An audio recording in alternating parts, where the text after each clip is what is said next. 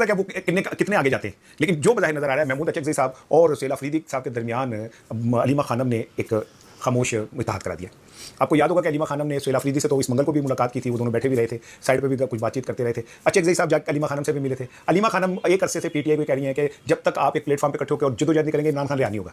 यह हुकूमत इतनी कमजोर फुटिंग पे है कि अगर पीटीआई महंगाई के नाम पर बाहर निकल आई तो इस हुकूमत के लिए बड़ा मसला बन जाएगा। लेकिन पीटीआई की जो लीडरशिप है वो इस बात पर तैयार नहीं। अलीमा खानम ने फिर अंकल अचकज़ई को कहा कि अंकल आपके ऊपर इमरान खान ने कहा था कि आप तहरीक चलाने का ऐलान करेंगे तो तुसी वो जो बुक्कल लेंगे वो लेके वो आप तो अब साइड पे हो गए। तो भाईजान आपको इतना बड़ा हमने वो दिया हमारे भाई ने, उसकी थोड़ी सी लाज रखें। दूसरी जानिब उन्होंने शैला अफरीदी को भी सुना, कोई डांटा टूटा कि तुम्हें अचानक इतना ठंडे पड़ने की क्या वजह है और तुम ठीक है कि इस मामला तुम्हारे ऊपर के कुछ और हैं, लेकिन इसका मतलब ये थोड़ी है कि तुम इमरान खान के नैरेटिव को लेकर बैठ जाओ। जिसके बाद वो उसने मंगल को वो अपनी काबीना के साथ आया। यहाँ से आप असल चीज़ सुने, महमूद अचकज़ई साहब का एक बयान आया। उन्होंने कहा जी 3 सवाल हैं मेरे, इमरान खान को आप रिहा कब करेंगे?